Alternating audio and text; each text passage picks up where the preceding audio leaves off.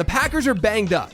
Tucker Kraft is out for the year. Matthew Golden's hurt. We know Jaden Reed's hurt. There's a chance we see a lot of Romeo Doubs against the Eagles. Doubs had a 93% route participation rate in week 9. That was just the second time he's been over the 90% mark this season. He's now averaged a target share per game rate of 26% over his last 6 games.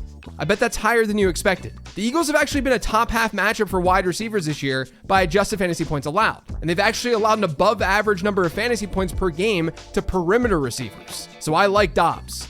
New Orleans has been a below average matchup for wide receivers this year by adjusted fantasy points allowed, but that's been driven more by their performance against slot guys, not outside guys, not perimeter ones. We've seen them allow 3 points per game to outside receivers above the average this year, when they're 3 points below the average per game versus slot receivers. Legette's an outside wideout who has a chance to see like a 15-16% target share.